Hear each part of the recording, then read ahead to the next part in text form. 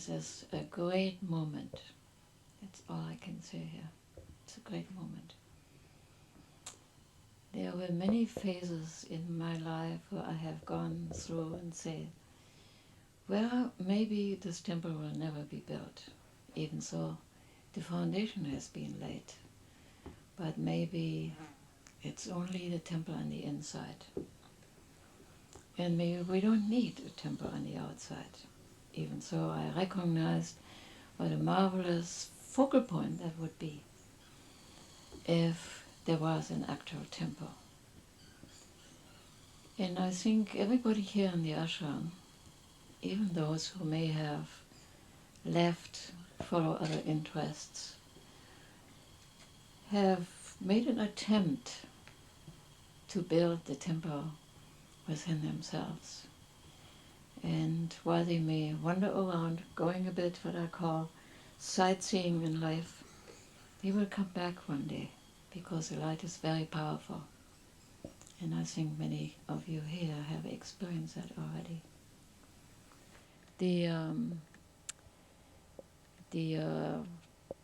pinpoint of light of the diamond, of the lotus on the base, how it travels up the spine, and along the way, the levels of consciousness, because there are no visible chakras in the body. You wouldn't find them if you look.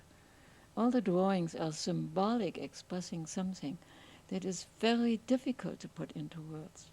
But then when that pinpoint of light comes to the top, it is bursting into a big light and bringing light, enlightening your entire brain. And that enlightenment is also in some way symbolic. It wipes out, the more you do it, many of your preconceived ideas and concepts. But you can't toy around with those ideas. You can say, well, I do it tomorrow, but I don't think I have to do it every day. Yes, because it takes a long time before you do any of those exercises with full concentration. And I suggest to you to make a little test so that you know what I'm talking about. Take a prayer that you probably, being a Westerner in the Christian world, have grown up with, the Lord's Prayer. The Lord's Prayer has a little bit more words than the mantra. It's longer. So, and find out, can you say even the first line of the Lord's Prayer without any single intruding thought? I have tried.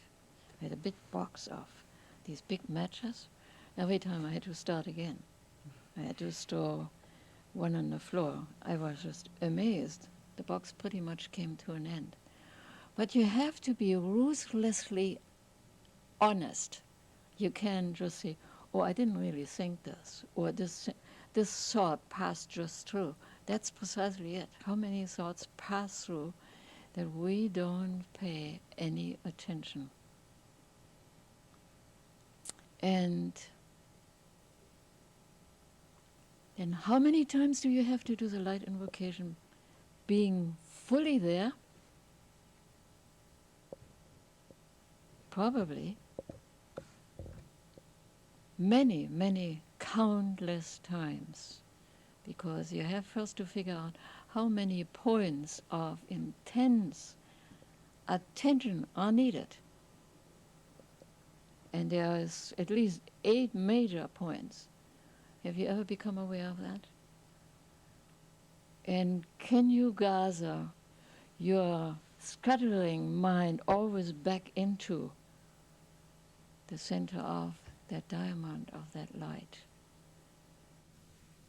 How long does your concentration last? Try out if you can have 3 minutes unbroken concentration, and try the light invocation in that particular way. There is these 2 halves that you learn in Kundalini Yoga, the male and female in yourself, to bring together.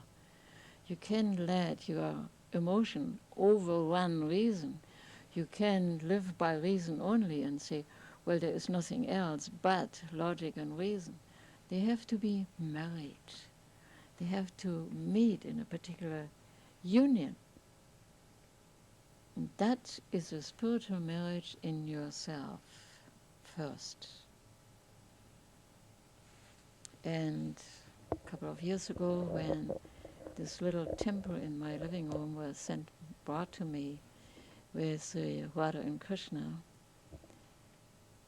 the little carving that was shown to me of this temple now here in the making, I took the centerpiece on top off and put the temple there, and I said, now the temple has already been there in the making, in the unseen, and it's now going to descend on earth. So the power of Radha and Krishna, this means all the power, what we consider here male and female, visible, manifested power, unmanifested power. And if you look around, here it is. It's just amazing.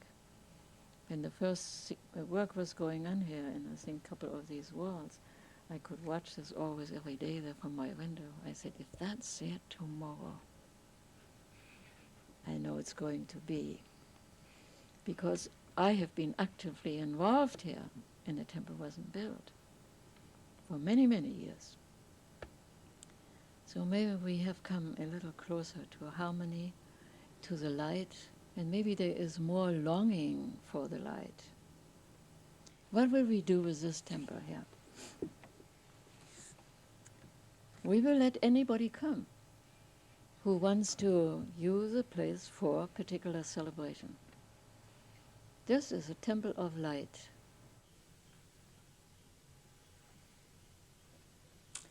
And I hope this is what will take place here in this temple. There will be the light. Many great yogis, after they have started to meditate on the shape and form of Radha and Krishna, because it's easier for the scattering mind to focus itself on something. But as time goes on and the mind gets trained, that image will fluctuate in light. And finally, it's the light only. It's not the image, because the mind now has become strong enough to really focus, because you practiced to stay with single-pointed for 3 minutes.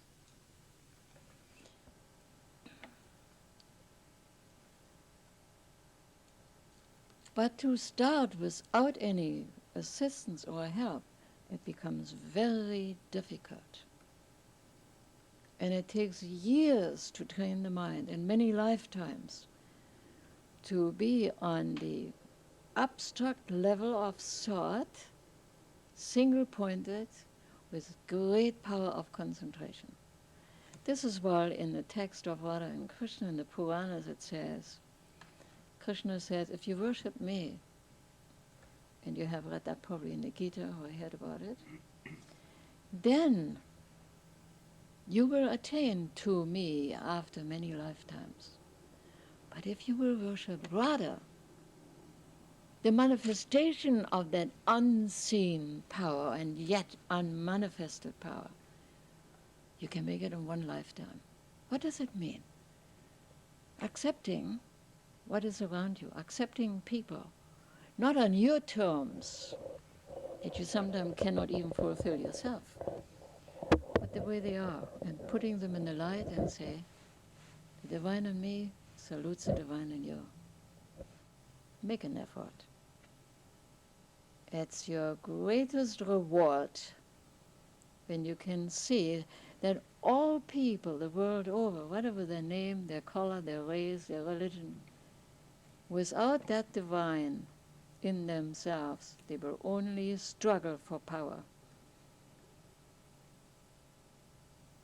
And here we want to be together all in the light.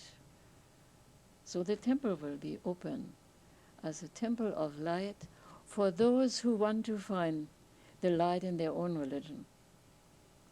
The divine in me salutes the divine in you. Oma.